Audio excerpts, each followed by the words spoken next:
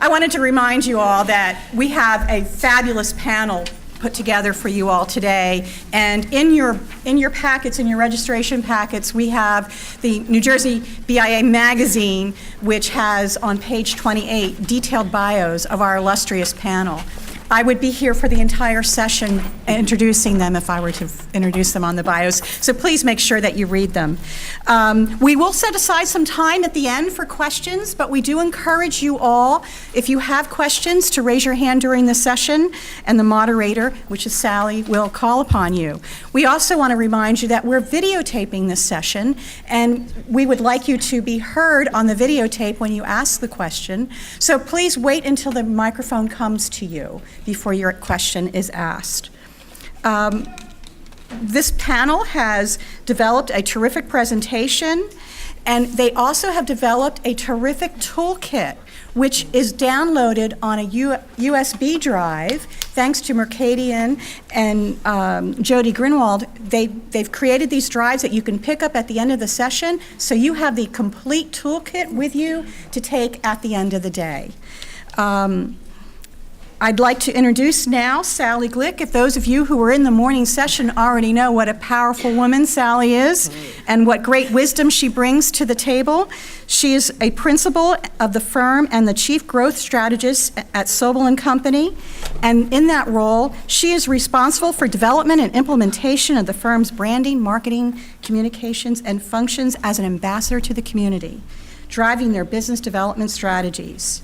Sally was essential in helping create this session today, and we were thrilled to have her start us off. Thank you, and I'm so glad you're all in here.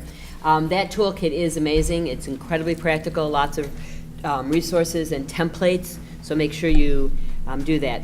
And as we said, the bios are all there, and it's true if we started going through Amy Klein, Amy Mansue, and Sherise Ritter, we would be here. Fortunately for all of you, we would be here for a very long time because that's how impressive they are, but we're going to move on past that. Just want to start with a few questions so that we get a sense of who's in the room. Who of you is currently on a board? Okay, ladies. Oh. Who's currently looking to get on a board? Anybody here looking to recruit people for a board? Oh, wow. Yeah, Okay. so, great, perfect. You're just the people we wanted in this room. How nicely that worked out. So we have a panel of people here who know all about identifying, recruiting, training, retaining, and using and leveraging board members strategically for the mission, to accomplish the mission of their organizations. So we've got a whole bunch of great questions, and you may have some more as well, and we'll start with the first one and get through as many as we can in the next hour. And I'd like to ask all of you, what should be the top reasons? These people are all on boards, but what are the best reasons for joining a nonprofit board? Other than that I want it on my resume, right? So why don't we start with you, Amy? Yep. So thank you. Thank you for having us. Thank you, Sally, and for Sherry for inviting me to be here today. I appreciate that.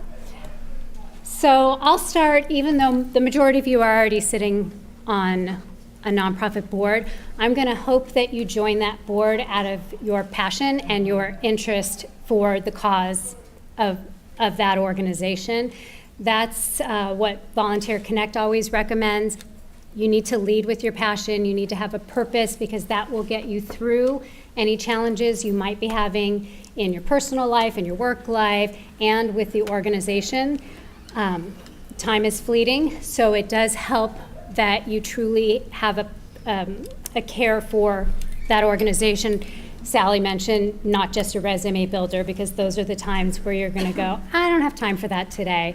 So having the passion and the purpose for what you're doing is what I always suggest to people to lead with. If you're on a board right now and you're not feeling that way, I might suggest to you think about other opportunities. And I'll leave some space for you. Thanks. So I pushed myself to be a little provocative today, right? So I'm going to give not the standard answer. And anyone who knows Amy Mansue knows that that's not a surprise at all. That's right. Totally shocked. So for those of us who may be in new settings, I've been at my job for a little over a year, one of the things you could think about doing, if you're really going to commit yourself to your board, if you're just dabbling, don't do this, all right? This is like playing the risk strategy that Sally just talked about. If you are really committed to doing it, find out what organizations the people you report to or in the senior team really care about, and then go prove yourself there. Because I guarantee you, if they really have a passion about that, that word will get back to those senior people. And where you may feel like you're sort of caught in the middle and not really being noticed, that is a place where you can distinguish yourself. Now, this is a long-term game. This is not a short-term game, right? But this is a long-term game, because all of a sudden they're like, wow, I didn't realize you were vice chair of that board. You know, I had a relationship there for 20 years. Really, I never knew that. They don't need to know that you actually did all this little Machiavellian stuff, but it is important because it does give you another venue. But if you do not care about the organization, do not do this, because it will show, right? So this is a very tactical, let's see if we can think about this. Now, you know, senior leaders change and all those things happen, but I guarantee you, more than one occasion, I have people who have come to me later and said, wow, you know, I didn't know you were involved in it. Did you know that I care about this? And again, I played blonde because that's easy for me.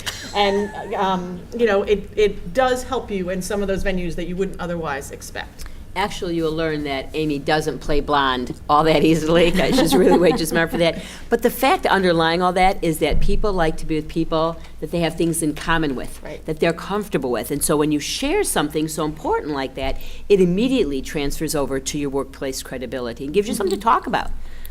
Share. And I mean, I can't disagree at all with, you have to be passionate about it, but I mean, the reasons I wanted to be on a board was because I wanted to have an opportunity to give back. That was really the first board that I got involved with. It was really looking for that opportunity. And I'm actually lucky enough to sit on the board of RWJ Hospital at Hamilton, and I would venture to say that I have learned so much from sitting on that board, and not just learning how to interact with people, but also learning about healthcare, which happens to dovetail with what I do day in and day out for the not-for-profits that I serve in the human service sector. So there's a myriad of reasons to want to be on a board, but you've got to be passionate about the cause, you've got to want to give your time, and you know, the benefits are you get to learn a lot at the same time. Great, thank you. I want to just mix up the order because you're all going to get stuck talking. I don't want poor Amy to have to always go first. So Amy, Mansue. It's easy for me also that there's a couple of Amy's here. I can't go wrong trying to remember anybody's name. I say Amy and someone's going to answer me, I think. So what does that process look like when you've described some process in terms of how to identify a board or go about finding one to join, but what is that whole thing, what should that look like and what does it look like when you're trying to get on a board? Yeah, often the best way to get on a board is to be recommended by somebody who's already on it. So really looking at the board members, trying to figure out, look, this is Jersey, right? It's 6 degrees of separation. It's not that hard to find a connection. You may have to dig a little bit, but I guarantee you dated him in high school, you didn't think he looked like that anymore. There is a way to find that connection. So really, that is the best way. The cold call, it may work for some, but honestly, that always gives you sort of hair on the back of your neck. Like why are they doing? Find that direct connection, and that recommendation is the biggest place to be able to make that. Or if you see, you know, through Amy's organization, often you match people up and help them find that. So use the resources that are out there. Great. Amy, what do you think? I'm going to add to that by saying 2 things. One is you can volunteer. So if you do have a passion for homelessness or whatever your particular cause is, join that organization as a date of service volunteer. Get to know the organization, let them get to know you, and you can make sure it's a good fit, and voice your interest in board service, because nonprofits are wonderful, special places, but they often don't know what's right in front of them. So just make sure you tell somebody that you are interested in board service. And then secondly, I'll add, get educated. So many people join nonprofits out of the goodness of their heart. Somebody asks them, that kind of a scenario. I bet you if we did a raising hands right now, you'd probably all say someone asked me. But it's important. You're the governor of that organization and setting policies, and it's hard to do if you don't know what it is you're supposed to do. So take the time to get educated, whether that's through a program like VolunteerConnect offers or whether it's a self-study. Google is amazing. There's a lot you can learn by browsing the internet on nonprofit board service and policies. So I would really emphasize today, if you can take anything away, it's get educated about your role. That's really important as well, Yeah. Sharon. And I guess I would just add that, I just said just. I just said just. Really hard, twice. I'm sorry. I would, that's going to be in my head for a long time. Put it out there, sorry. I'm never going to forget that. I would add, if you have a mentor that you, or your coworkers, that you let them know that you're looking to be on a board or involved in a particular organization. That's how it happened for me with my first organization. The first time I went out and cold called, and I really, really was passionate about what Planned Parenthood was doing. This was in the 80s, and that was also in the midst of the bombings, and so they weren't thrilled to hear from me because they had no idea what my intentions were. But when I was at a client's office, I said, listen, I can't believe that they won't respond to me.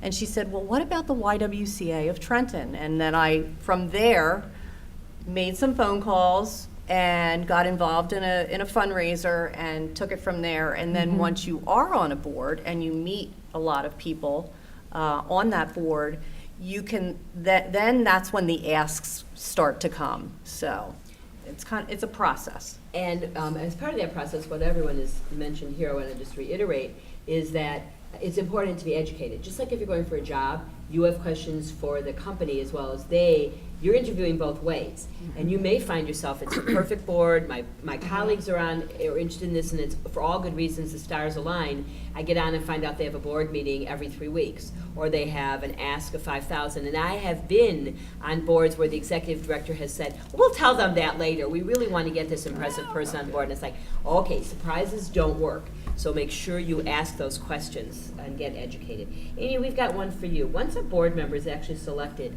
do you have a formal onboarding process that you use? Yes, absolutely. That's a really important part of the process. If in asking about how the orientation goes, if they say to you, well, we just put you on the board and you'll figure it out, do not take that board, okay? You are in for a rude awakening. You make sure there is a formal process. Usually, in some cases, the formal process is, I'm gonna give you this huge binder, go read it, and it's good luck. At Children's, we actually had a process where we started people on committees before they went to board. So then they got used to the organization, we could get used to them, we could see whether or not they would be a good fit.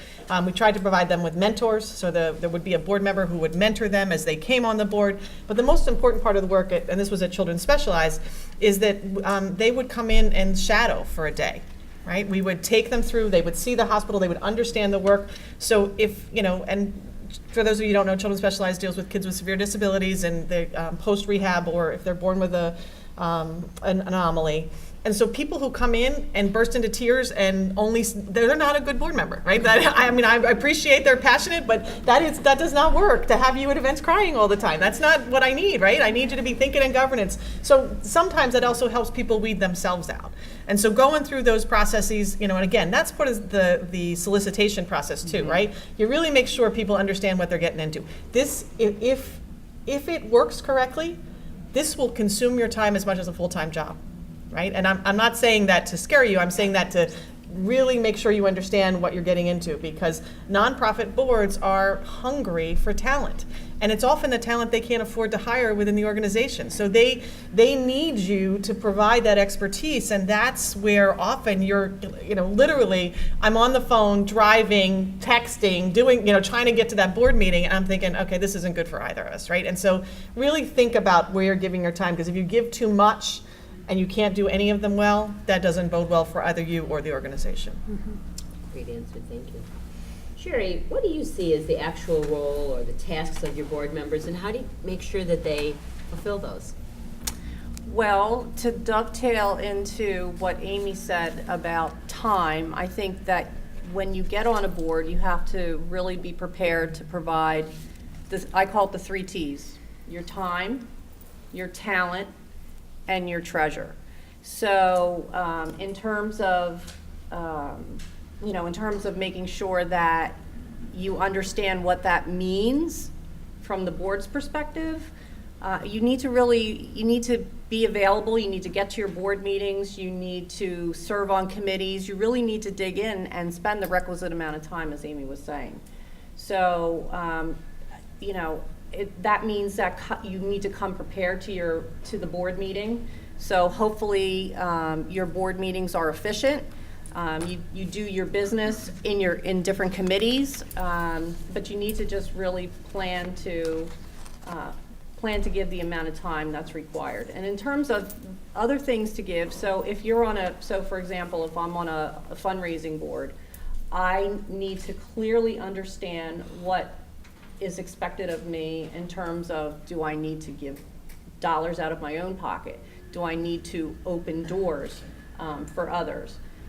Do I need to actually attend meetings with the fund developer? So you really have to understand what the roles and responsibilities are.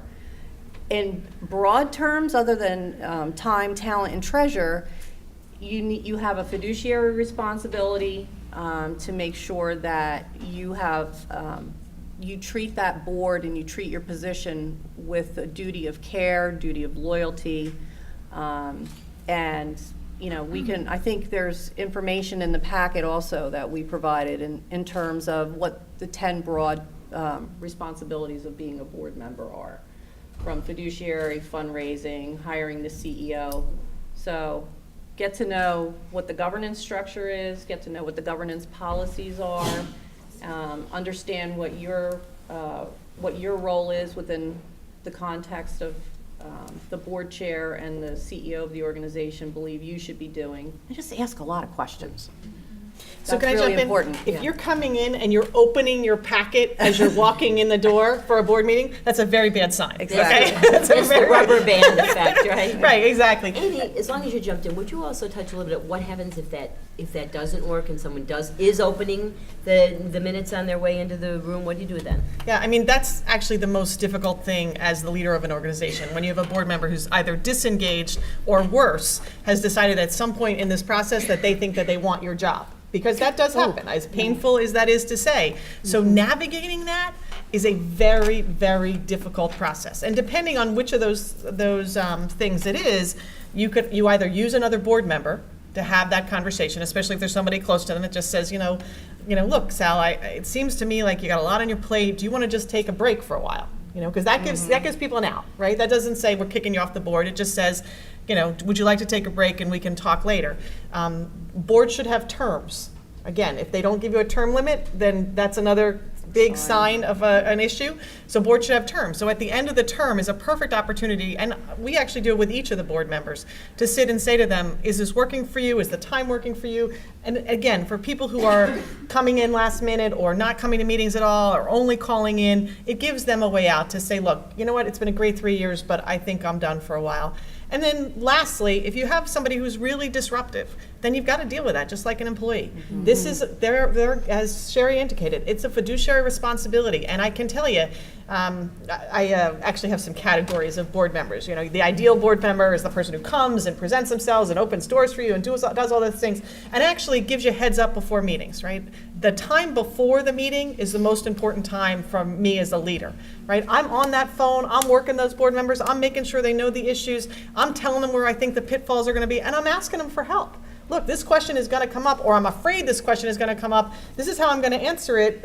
Am I going to set off something? Or at the hospital, we have this a lot. The board Sherry and I are on that. We're going through some real transitions, and we're shaking things up there. And so, often you got to do that navigation. The before work is just as important as the work itself. Also, if you're a copy editor, what does that mean? If you come in and you need a paragraph, you need a comma here, and you missed the I and you forgot the T. Okay, all that does is that makes the CEO go back and yell at the assistant, right? Please don't do that at the board meeting.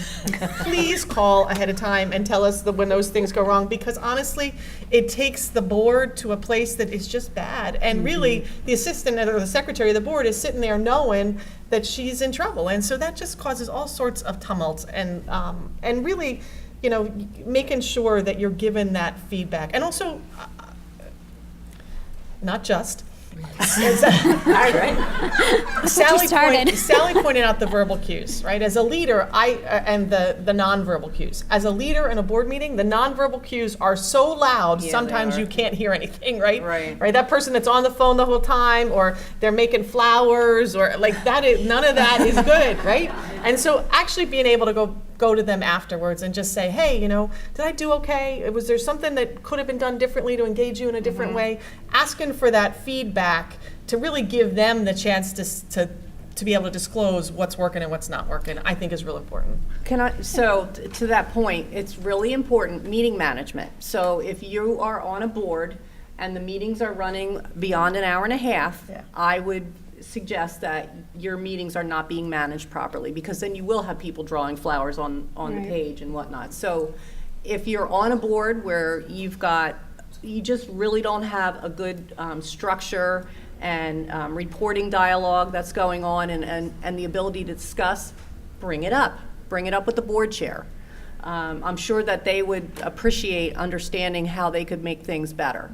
So, but you have to if people are contributing their time. This is not a paid job. We value our time, and we value other people's time, and so we have to be as efficient as possible. So these are all great responses, and Amy started down a good path, and that was keeping people engaged in between the meetings as well. And I think we should explore that a little bit. And Amy, I think you wanted to talk somewhat about what happens between those meetings. You started that great conversation, but what else keeps people feeling like, whether it's once a month or once a quarter, whatever it might be, that they are really an integral part of an important organization? Well, I would bring it back to the purpose that you're there, the passion, the reason that you're there, and that between the meetings is when a lot of work gets done. It's when committee work can get done or those phone calls take place. But it's also a time for you to engage with the organization. As an executive director, I would love it, and I have that blessing that my board is engaged. Cindy Ritter. Now you have no choice. That's right. Well, I'm complimenting Cindy because look, she's here. But keeping your board engaged in between the meetings is important. So make sure they're coming to the events or the programs that you're holding, that they're able to go to the hospital and see the kids and remind them why they are there.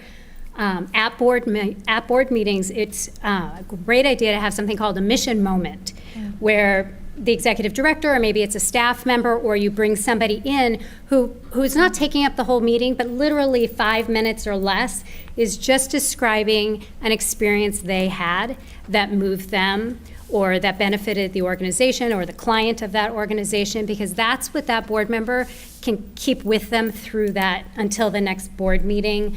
They can share that at a cocktail party or at something like this, when you don't want to go into the elevator speech of what your organization does. You want to speak from the heart. You want to tell the story.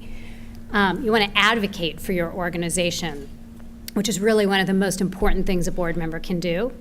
So, so to summarize, it would be about keeping them engaged and making them feel the mission.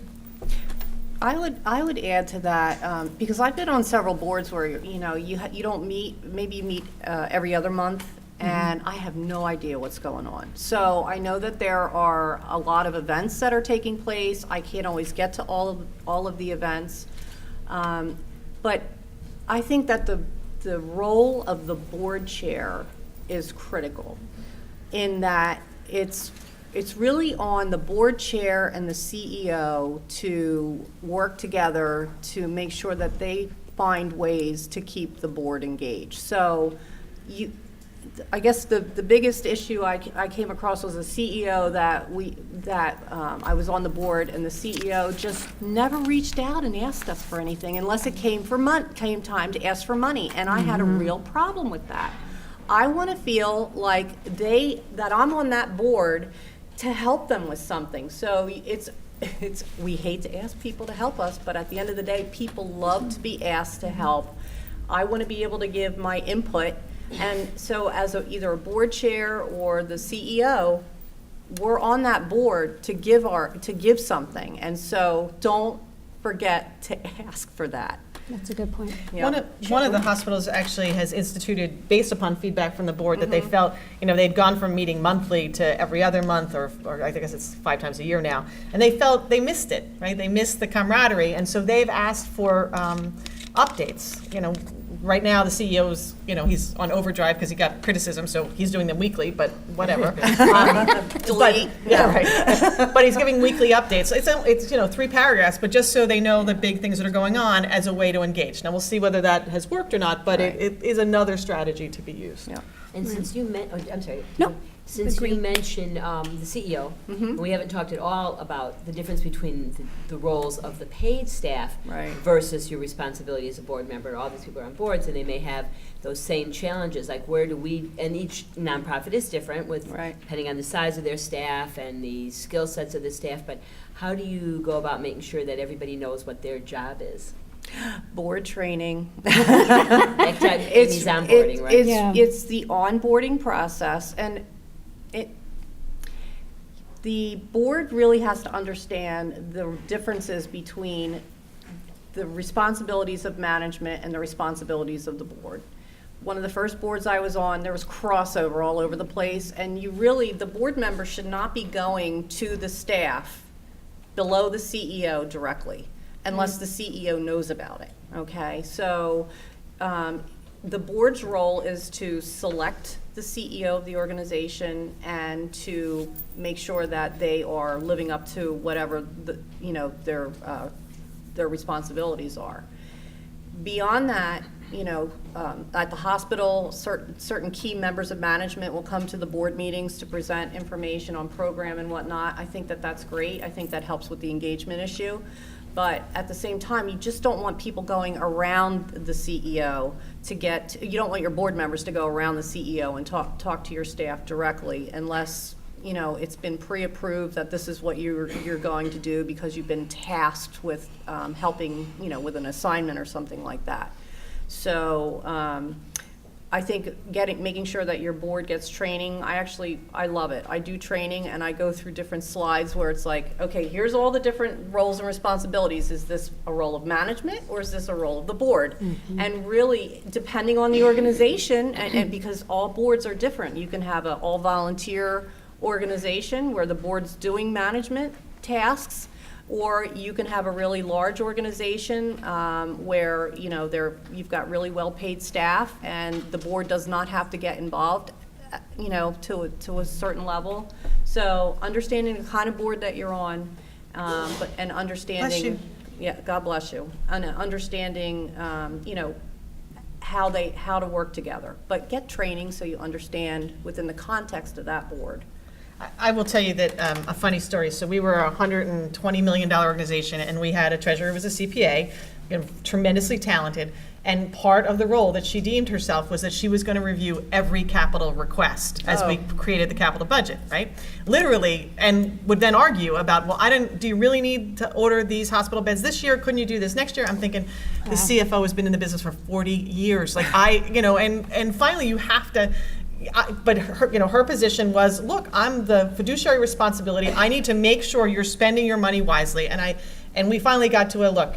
Okay, how about everything under $100,000? You'll trust us to do, right? Can we at least work? And sometimes it's a negotiation, but you don't want somebody who's completely hands off. But there's got to be that balance, and finding that sweet spot is not always easy. Because also in organizations, when you're small and you're a startup, you are relying on your volunteers when there's 5 of you to really take on those roles. But as you get larger, you really need to start to find those lines and make sure you're clear about them. And then again, I would say the trust between the CEO and the board member is really important. And if you don't have that, or you don't feel like they've earned it, then you've got to find ways to put that on the table and address those issues, because otherwise it'll fracture and it'll fall out into the governance of the organization.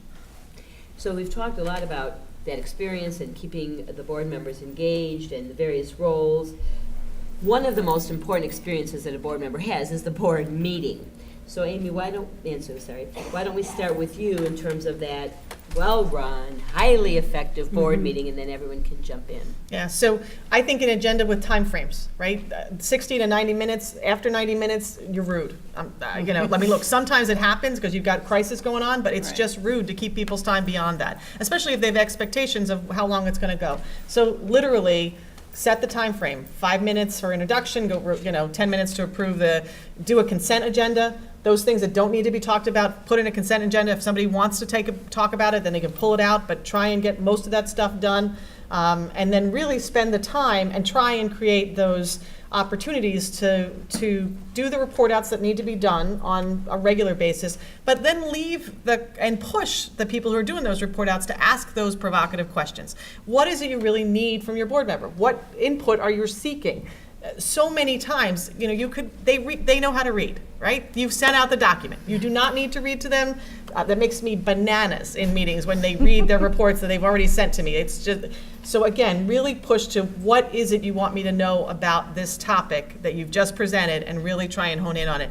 And then the CEO has an obligation to go back and give that information, the feedback on whether it went well or not. But sticking to timeframes, allowing people, because also if you're running late and there's a topic you want to talk about, you can ask people to adjust it so you can be there for that important discussion. But run it like an airline. Right? You expect this much for that much, and then you execute and exit people at the same time. Not an airline that keeps you on a plane. Ann just told me. Yes, you're absolutely right. So, but the other thing is sometimes you do get into some really great discussion, and it could be an issue that's mission critical, and so it's okay to say, let's either set up a separate meeting to address this because it keeps you stick to your timeline of the original meeting.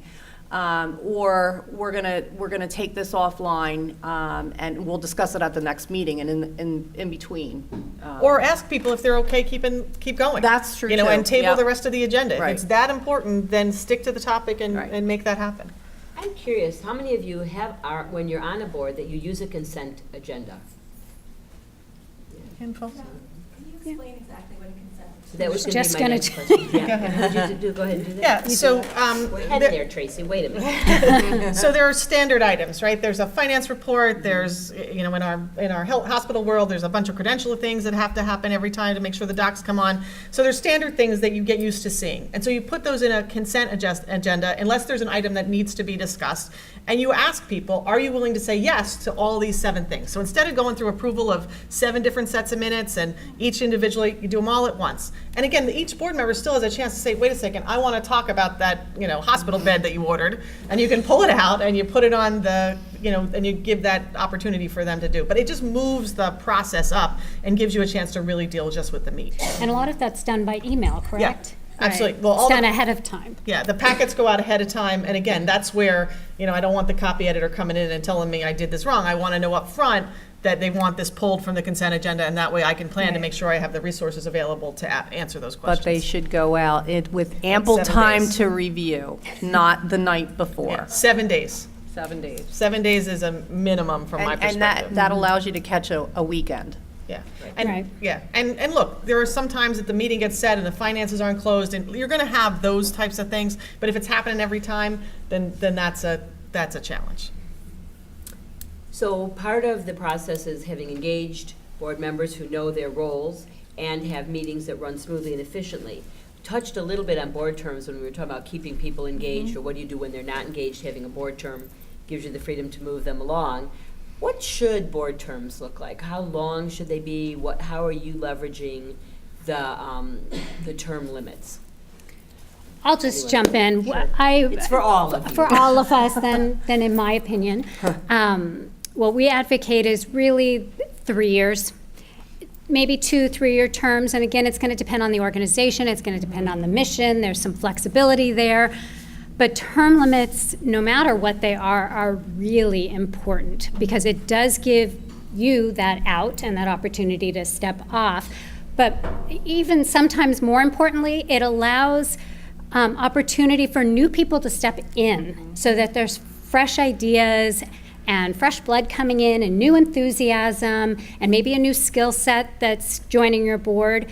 So it's vital, no matter what it is, that it's set, that it's in paper, it's in writing, that you've signed it, you understand. You could also have, for new board members, a 1-year probationary year, which is nice, because if it doesn't work out for whatever reason, there's an easy out for for the board member as well as for the organization to say, sorry, we thought this was going to work and it's not, and, you can move them onto a committee or something else. But it does, having term limits provides that flexibility that you need. Dan? I think equally important is to have staggered term limits. So when everybody doesn't start the same year and Yep. everybody doesn't finish the same year. And absolutely, and if you're bringing people on, whatever that number is for your organization, because every organization will have a different allowable number based on their bylaws of the number of board members that they can have.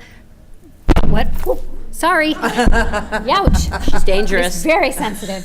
But whatever that number is, to your point, making sure you're continually recruiting and bringing on new people on an annual basis is really helpful. So good point. Yeah, and also just make sure that in the staggering of the terms, that you have identified the key people, so you're not losing three really powerful people all at the same time. Right. It's really, even if it means that you ask somebody to stay on. We use the 3 years just because in the hospital business it's a complicated business, but it takes you the first 3 years to really get your feet under you. Right. But again, I think it's as important that you understand when you're joining a board what the expectation is. So again, how many meetings do I have to go to? What is, and if they say to you, "Oh no, it's really not that bad," okay, don't join They're that lying. board. They're totally lying, because there is no board that shouldn't really take your time, heart, and soul.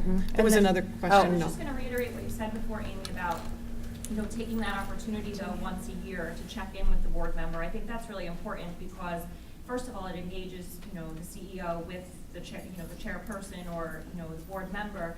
But also, there's sometimes life happens, and maybe a year and a half in, something has changed in that person's life, and maybe they would appreciate that phone call or that in person to say, hey, how is it going? Do you still want to continue? Are we still on the same page? So we didn't pay her to say that, but you do segue perfectly into the discussion about self-evaluations. Did you have something you wanted to add before we move to that? Okay. No, go ahead. So I think, Amy, why don't you talk a little bit about some of that self-evaluation, which helps take away the personal stigma of saying you're not performing because you're thinking about yourself and your own performance. So I'll take that. So at least once a year, the board should do a self-evaluation, and each member of the board should do their own self-evaluation. But I would also suggest that the board evaluate itself as a team. And so, come up, have a discussion about, go back to why you were selected to be a board member and what you were being held accountable to. Really think hard about how you did for the year, and then think hard about the role of the board itself, and make sure you take the time to do that evaluation. We have at RWJ, I actually got my scorecard. Lindsay's sitting here from the foundation board, and I got my scorecard, and it was, did I give? Did I meet my giving requirement? Did I open doors during the year? How many times? Because I was supposed to, I think, help with 2 leads to get donor dollars. Did I attend I think it was 2 out of 3 events? And what's the 4th one? Meetings. Meetings. Did I make the meetings? So, and committee service. So it's like, really be clear about what criteria you're going to use to hold yourself accountable and then evaluate yourself. Excellent. So we talked about the fact also that 60 to 90 minutes is about right for a board meeting. Using a consent agenda helps speed that along. But you have this group of very smart people who are passionate about your mission. How do you use them strategically to go beyond just sort of, I've seen the financial report and I agree, or I've agreed to that one bed? How do you use the real talent in the room? And do you use the real talent in the room to help guide the organization strategically? All and any. I think that the committee work is really the critical importance, because even if somebody comes in from I'll think specifically, I have a realtor that was on our board. She ended up being tremendously passionate about the foundation work. And she had been trained originally as a speech pathologist, and we used her on asks. And so, making sure you really leverage and try and get to the heart of what would be important. And sometimes they don't even realize it could be important to them, but you see it over time. But the committee work is really the place to do that. I also think that what Sherise said is really critical.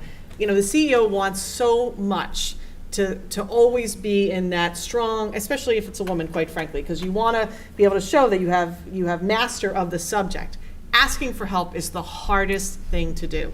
And you need to pick up that phone. And Noelle and I were talking, her dad's on a board, and I'm in this, challenging issue that we've got going on. And, I'll pick up the phone and call him and say, look, here's where we are. We have meetings, we bring them in, small groups to meet with us to try and strategize on how to navigate. These are the people that live in your community. And when you're dealing with a local community issue, having that input and being willing to say, I need help on it, but which it goes back to the stewardship issue of keeping confidence, right? I mean, you can't say, oh, can you believe Mansue called me and asked me what to do with these crazy doctors? Like, I can't have that happen, right? But I need to, so you've got to have that trust there, right. But you also really have to be able to ask for that help and then be able to take it when they give it to you and take their advice. Right. I'm curious, as we talk about those meetings and taking that advice in the stewardship piece, do you use executive session so that you do have some confidentiality or confidential conversations just with the board members? Do you find that's a useful tool, not a useful tool? Because does everyone have an executive session portion to their agendas? Are you looking like no?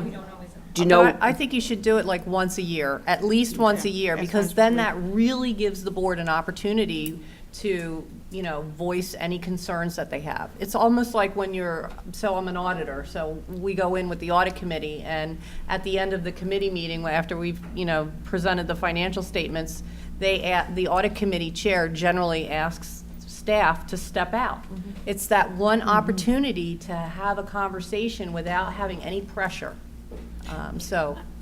I would actually suggest more than that, more than once a year. Well, I said at a minimum, right, at a minimum. I think because if your leadership team is united and may not necessarily always be in agreement, but presenting a united idea or concept to be discussed, it makes conversation just run more smoothly. Mm-hmm.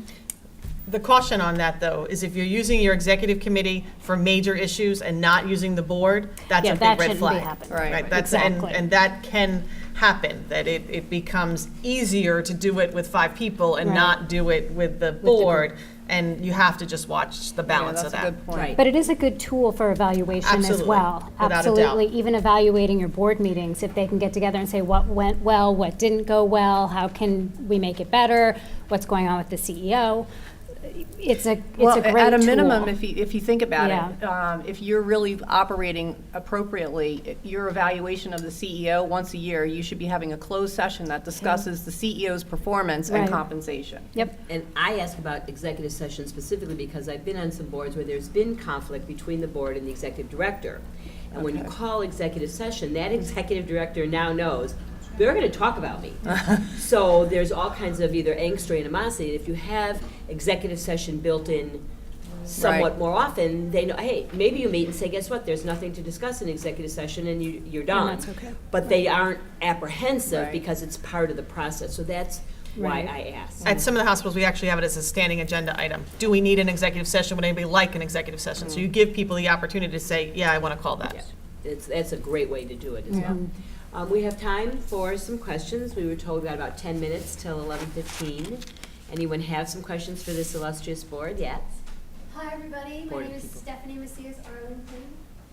I work at NJIT. I support small businesses and entrepreneurs, but I'm pursuing my passions philanthropically and volunteering. I co-founded an organization with friends. I also sit on a board for a grammar school in Jersey City. And I'm finding that my interests are bleeding into one another. And I'm curious about your insights around conflict of interest. I've had a few board members or others and colleagues say, well, have you ever been propositioned about a gift and to whom would make the biggest impact from all the different organizations that I'm now part of? So welcome your responses. Well, Well, that New Jersey 6 degrees of separation. Yeah. I know a number of people that I serve on boards with. They're on so many different boards and going to the same pot, the same well for the different dollars. And how, I guess our biggest issue was really with our chamber. There were board members on both chamber boards. There were two closely geographical chambers, and we had board members that were on both boards, and they're in compete. That would be like having a board member serve on 2 different hospitals. Right. So, I mean, that's really, I think that's just shouldn't happen. But from a conflict of interest perspective, your board should have a conflict of interest policy that tells you whether you can or can't have a conflict. It should require you to disclose your conflicts at least on an annual basis.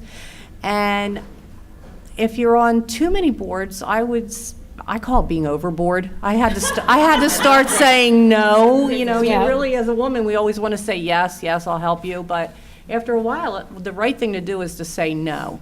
And so you may have to pick which one do you really want to be on, because you do feel compromised. Yeah, and I would also say that just like anything else in life, there's territory, right? There is a Right. marking.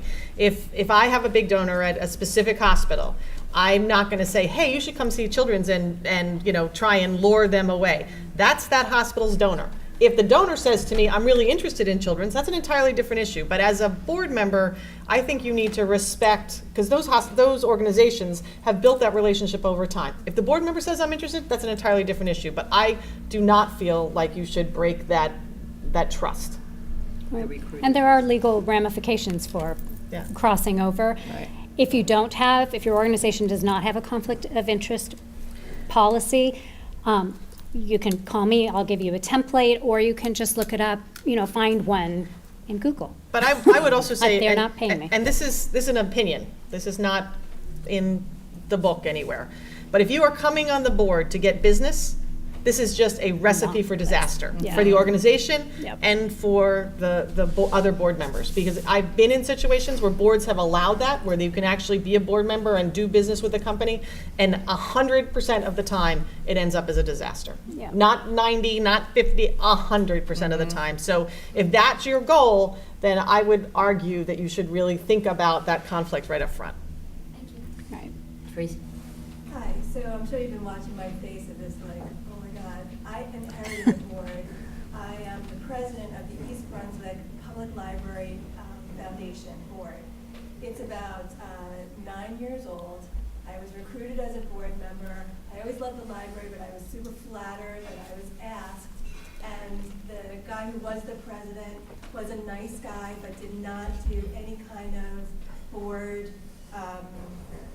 Training. I mean, nothing. We talked about his grandchildren and all that stuff. And then next scene, I was the successor to him.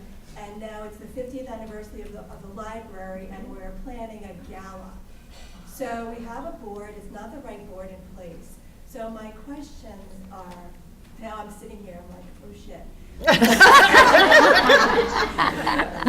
We were feeling that for you, just so you know. We were totally there. Yeah.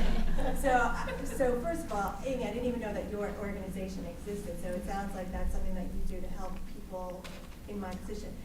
I have 2 questions. One is, I really want diversity on our board that represents our town.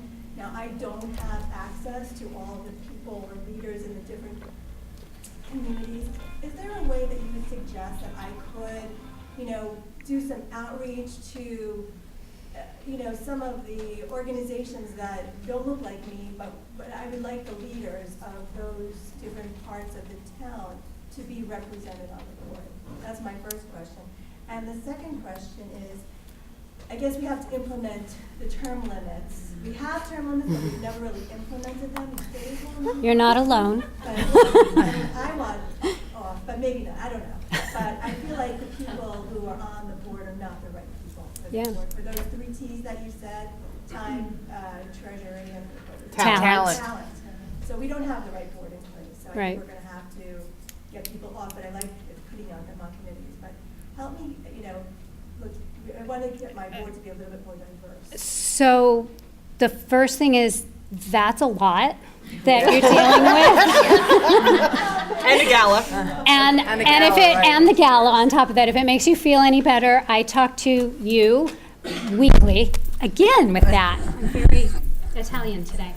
I talk to people like you weekly. So you're really not alone.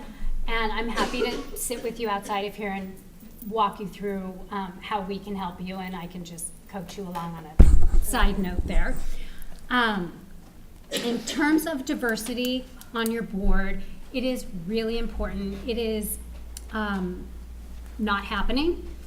There was just a new report that came out from Board Source that stated, and I don't have the exact numbers in my head, but basically it stated that executive directors and board chairs understand that diversity is important, but they are not making it a priority for their boards. It's tricky. It comes with a lot of complications and emotions, and it's so important and needs to be done, and it has to be done correctly. So one thing I would suggest to everybody in terms of recruitment, most people, when they're looking for new board members, they ask their board members. So their board members are going to ask their friends and family who might all be exactly like them, maybe. Their, networks might just not be diverse. So you have to find a way to look outside of your board network. And that's the challenge that was brought to me 5 years ago. It's hard work, and a lot of that is about relationship building, coming to events like this, meeting different people. I will just self-promote that VolunteerConnect does have a board training program. At the end of that program, we have what's called a meet and greet nonprofit fair. So we facilitate introductions between the graduates of our program and nonprofits looking for new trustees. It's been really well received, and I think it's because of what we're talking about here today, that it helps boards find people that are not in their circle. So I'm introducing them to people they would have never met in a million years, and they're getting this new talent and educated talent. So so look outside your networks, and you're not alone, and we can talk. One other, I'm sorry. No, I was just going to say the Center for Nonprofits, VolunteerConnect is fantastic, but there's also, New Jersey has a Center for Nonprofits that not everyone's aware of, and they're not that far from the New Brunswick area in terms of headquarters, but it's a great website as well. Well, and also because you're a community entity, I would ask the mayor. I would ask the council people. The other place to find great board members is ask your librarian. Who's coming in to use that? And often they will say, oh, well, Mr. Whomever is here all the time with his child, and that might be another way to do it, because sometimes they're right in front of you. Right. Can I just add, so in terms of, it sounds like you're wanting, or you have a lot on your plate, and so I would always recommend for any board that you actually have a nominating committee, and you charge somebody other than just it doesn't have to be the board chair that leads that nominating committee, but take the time to formalize your recruiting process. So the nominating committee would be charged with, and diversity runs in a number of different forms. It's gender diversity, it's ethnic diversity. Sometimes it's ethnic too. It could be ethnic. It could be ethnic. It's making sure that you understand who all the constituents are that you serve. So so some of our organizations, they have parents on their board. They have business people. So you need to have certain talent around your board table, whether it's legal talent, accounting talent. So that nominating committee, if you formalize your process, you figure out who it is that needs to be on the board, and then you figure out strategies to where to go to get those types of people. So, and it doesn't have to all happen from the board chair or the president of the organization. Tap somebody who you think can handle that for you. We have time for one more. So mine is actually kind of a continuation, and you are absolutely not limited. You can hear my prediction in a second. A lot of what you're talking about today is Nonprofit 101, which I love. I'm the CEO of a nonprofit, so I have a little bit different perspective than most of the people in the room, and I came here for a little bit different purpose. I inherited a board, some of which members have been on for more than 30 years. Because it's just an automatic, oh, your term's up, you want to be on again? Okay. So in that situation, finding a board member who is like-minded and understands that you've got to do bylaws, set up a bylaws committee, get the best practices from either the Center for Nonprofits or from Amy, but you can't lead that. Right, so I've got one new board member, and that's where it may help some other people. So I've got one who gets it, but she's alone. And I have a very small board, I only have 8 members right now, was 9. One saw writing on the wall and, decided it was time to go. But my question is, I have somebody working with me and I kind of see where we have to go, but I don't have those people. The board is not behind me. The board is not with me. So my question is more about culture change. Most of my board members have been there from 15 to 33 years. You got it. That's tricky. It's because you're almost in a non-win situation because you're going to upset the apple cart there. I think it goes to what you were saying today about, being a strong female. You're a strong female leader. You're in this position. You know what's right. Bring them the information. There's a lot of articles, there's a lot of websites about best practices. So that's one thing, is you can try and educate them, and then you can try and roll them off. But you want to roll them off with Love. purpose. Yeah, you want to make them, Yeah. because what we didn't say today, or maybe we did earlier, board members are volunteers, and you need to remember that, well, most of you are, so they need to be treated carefully and with respect for the time, talent, and treasure that they are giving your organizations. So in this case, where you have really a group of people, or at least a handful, that you really need to move on, move them to a place of respect. So maybe create an emeritus board. Right. Give them an award. Yeah, give them an award, have an event, say your thank yous, their make name on the them feel website. special, so that when they do step off, they almost don't even realize it, and they feel good about it. Put them on the And- website. But the one thing I Round would of say to time. you, Put 'em on the do website. not get ahead of your board. I mean, the fundamental flaw is I've seen CEOs come in and they'll say, this all has to change and we're going to move forward and here's the best practice and we're going to do this. And they're looking around, there's nobody behind them. You are toast. They are Right. gone. You gotta Do do it as a not, team. you, at the end of the day, you may be the subject area expert, you work for them. Right. So, Yeah. True. thank you. I am delighted to say that this was one of the most exciting conversations we probably could have ever expected. And although I said earlier, don't apologize for things that you're not really sorry for, I am truly sorry that we're out of time. So we are getting ready for lunch, and I am sorry about that. I want to take the time to thank the panel. You all did a marvelous job, and I've been serving on many boards for many years, and I learned a lot today, too, so thank you for that.